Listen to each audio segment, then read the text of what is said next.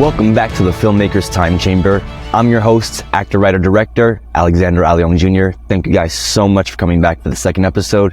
This week, we shall be reviewing the movie Flash, the 2023 version with Michael Keaton and Ezra Miller. So let's not waste any time and dive right in. Of course, as always, spoiler warning ahead. So if you haven't seen the movie, go back, watch the movie, come back here, and we'll discuss it together afterwards. So, The Flash. Lots of thoughts on The Flash. Let's start with a positive note with Michael Keaton. What a nostalgic trip to see Michael Keaton return back into the cape again, and the mask, and that voice and the persona of Batman. He was technically before my time, but it's still something you grow up with. So seeing him reprise the role is something I never thought that they would do, but I have a huge feeling that this is due all to the success of Spider-Man No Way Home, with them bringing in all the different variations of the Spider-Man actors. So obviously a bit of fan service. If you don't know what fan service it means you're basically just doing something to make the fans happy. And I think that a lot of filmmakers forget fan service is needed. But then of course you do have your fan service that leans a little bit too much, and this one may have tads of both sides. So another point we're going to go into is personally for me, it was a little hard to get into because of all the things going on with the lead actor, and it was just a personal thing, just hard for me to connect with the Flash because of all the things that person was doing outside. So getting over that hump, let's talk about the CGI. I heard a lot about the negative comments about the CGI going in, and I guess I can kind of see where they're going from at certain aspects. Definitely the running part.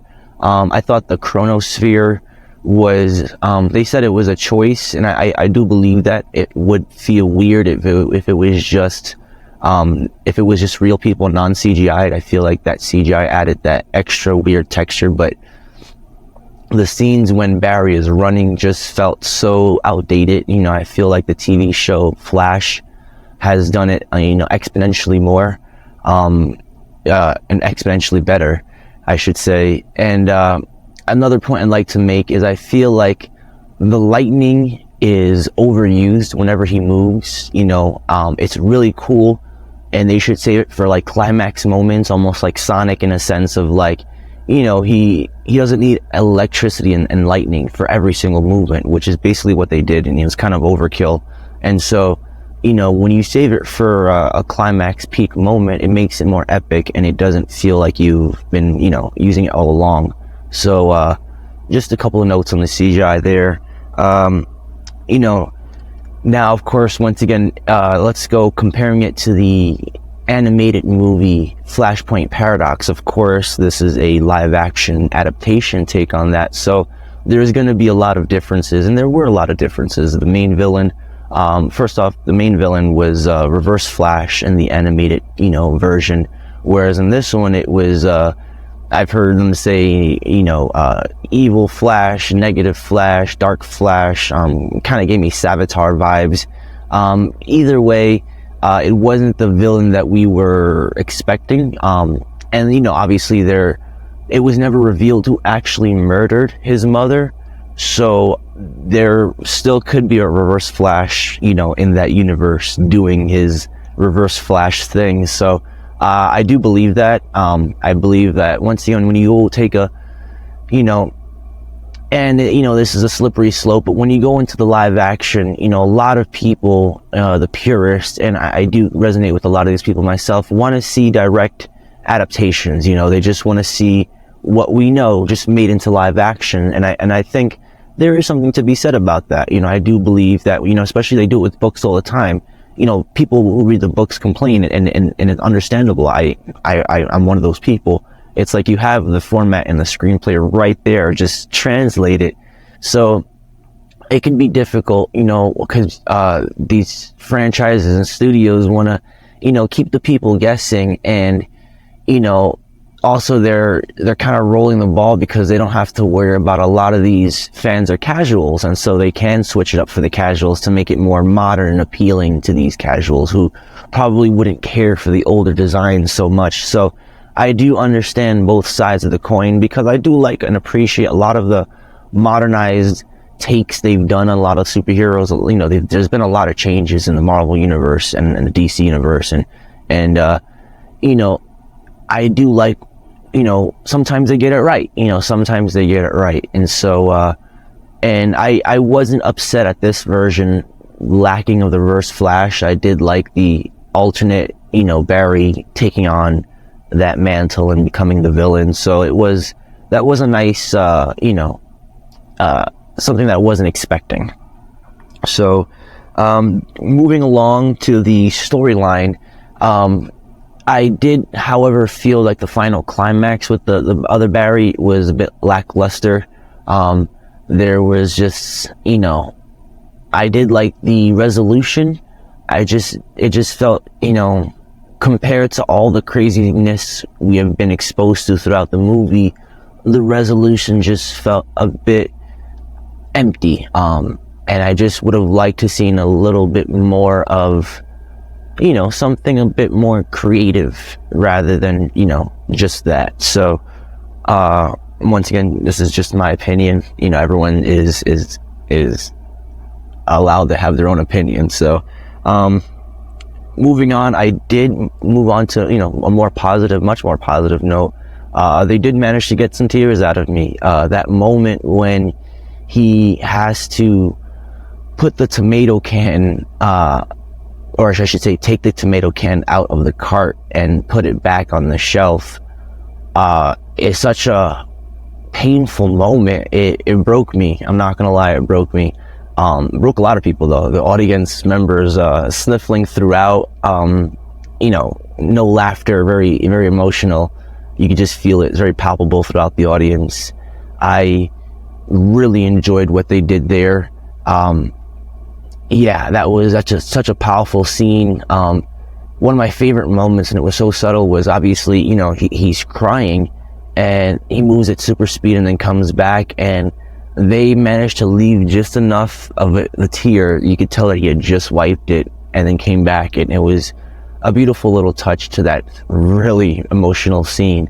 So kudos to the, you know, the writers for that. Kudos to, you know, the whole team for putting that scene together, of that, having that slow motion, having to see his mom and that conversation and the hug, and it just, I'm getting emotional again. So that is, for me, that was the, you know, for me, that was the peak of the movie. You know, and that kind of, that, you know, that leads me into my next point, which is, you know, if you did have the power to change time and your mother was murdered, like, wouldn't you want to save her as well? And, you know, it's so easy to say, yeah, but you're, pardon my French, fucking up the, you know, time-space continuum. And, you know, it's a hard topic because obviously, like I said, it's a hard topic because, you know, it's your mother, you know, what, you know, necessarily doesn't have to be that one. And I dove into this, you know, last episode as well with the Across the Spider-Verse, and it, you know, resonates because it's same thing happened. You know, Kingpin wanted to save his family and risked destroying the whole multiverse, and Miguel O'Hara tried to save his daughter and risked the whole multiverse. And, you know, Miles does it and risks saving the whole multiverse, and you know, Doctor Strange does it in episode 4 of What If, and Wanda does it in Doctor Strange 2, and now we have Barry doing it, and it's literally, it's a reoccurring theme of death and trauma and moving on, and it's a tough subject, you know, and ironically, the movie Up touches upon this as well. You know, it's, you know, death is not easy. Death is not an easy thing to move on from. You know, it's, you know, in the digital age, it's a lot easier, with all this crazy AI stuff. You can pull up all sorts of images and videos and things you couldn't do in the past, and you can kind of relive these moments and kind of live in the memories again and experience those memories again, and they're never really truly gone.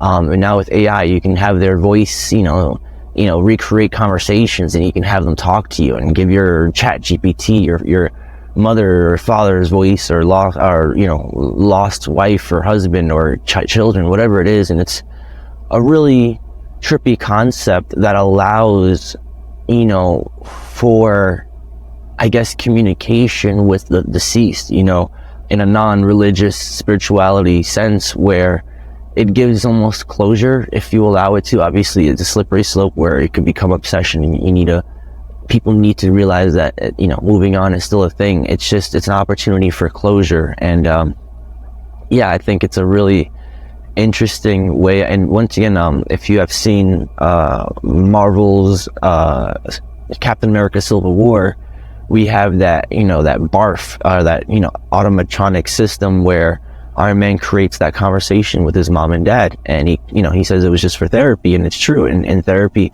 for Iron Man, for everyone, it's needed. Multi-billion-dollar, guy worth so much money, and he's investing into therapy because that's what he needs, and everyone kind of needs it. Because even if you have a positive, relationship with someone, and you were there when they passed away and you got to do everything right, it's still hard. There's just, it's just not an easy thing, because once again, they're just not going to be there anymore. And so it's really easy to understand why the character, does what he does, especially when you're feeling lost in life.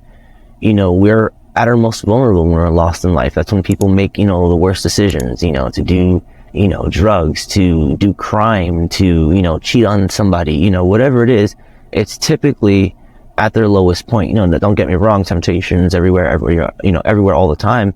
But, at the lowest, it's at its most appeasing. And, that's what happened. He felt lost in life. His dad's case was going the wrong direction. They were going to make a decision. And, he just didn't have any power. And the only power he had was to do that. And so, that leads me kind of into my next point, which is I was a little confused because, moving one can changed all that stuff. And so I wondered why he thought he would come back to the same reality, moving a whole row of cans to the top shelf. So, it felt like a Planet of the Apes. They were trying to mimic that Planet of the Apes, I believe in 2001 with Mark Wahlberg. I really enjoyed that ending when, it comes back down to Earth. Spoilers if you haven't seen it. And it's not Earth, it's the Earth taken over by monkeys. And so obviously, like I said, it was very predictable, and something, once again, it's even something that across the universe shared in common, where they come back to a different universe. But this one and that one, I guess, was predictable. But, for the sense of, you changed so much, and then his dad sees the camera, obviously so much was going to change. And so I was confused by his confusion. I feel like he should have expected to come back to a bunch of different things. So, moving along, let's go along, and speaking of the cameos, him changing everything, we got to see the original black and white Superman. We got to see Christopher Reeve's Superman. I believe Helen Slater's Supergirl. I might be wrong in that. Correct me if I am in the comments, please. We got to see Nicolas Cage's Superman, which is such a I was jaw dropped. For those who knew, there was test footage back then when they were about to make the movie. It was literally almost the same suit, the same type, metallic suit with the long hair. Really awesome to see Nicolas Cage reprise that role. That was, technically, he never reprised it because he never got it, but it was so far into production. Once you do, test footage, I feel like you are reprising that role. So really cool to see that cameo. And then, of course, at the very end, George Clooney just blew my mind. All this talk, everyone was talking about all their favorite Batmans, and I get a lot of hash for it. But George Clooney was my favorite Batman, and the reason is because he was the only actor that got Bruce Wayne right. Now, Bruce Wayne there was a dichotomy. Bruce Wayne's supposed to be so different from Batman that you would never suspect that Bruce Wayne is Batman. That's the whole point of it. The whole point of a persona, the whole point of the alter ego. And ironically, you know, Bruce Wayne is his alter ego. He puts on this front, you know, where he's a playboy, you know, party boy, you know, has a girl in each arm, you know, joking, partying late, you know, looks like he's almost drunk all the time, intoxicated, getting into fights and whatnot, losing fights on purpose because he doesn't want to be suspected. And so, you know, I felt like George Clooney was the, you know, first one to really portray that dichotomy of, you know, obviously it kind of spilled over. His Batman definitely had some shades of his Bruce Wayne. And I did like that, you know, I appreciated his version, but like I said, I really enjoyed his, like I said, that I keep coming back to that word, but dichotomy between, you know, Bruce Wayne being that, you know, that someone you would never suspect, you know, like almost like, I can't think of anybody right now, but like, you know, someone who's, you know, yeah, someone who you would just never expect, and then be a superhero. So, I really appreciate it, you know, the George Clooney, bringing him back as, once again, that he got to play Bruce Wayne. We didn't see him in the cowl and the cape just yet, but they're alluding to it, so I'm really happy that they're bringing all these multiverses, the DC movies, back together under one banner. And so, moving along, you know, we are officially now moving from the Zack Snyder verse to the James Gunn verse, the DCEU to the DCU. And I'll be the first person vocally to say I never thought that, you know, the Zack Snyder, brilliant man, worked with him, got to meet him. He was such a humble, such an intelligent guy. Got to work with him. Really, you know, great visionary for a lot of the projects he does. But, you know, and I think he does great in an Elseworlds, you know, I think he does deserve his own Elseworlds universe where he gets to make these dark, gritty superhero movies. But I believe what James Gunn is going to come in and do is bring this light-hearted, what we needed, you know.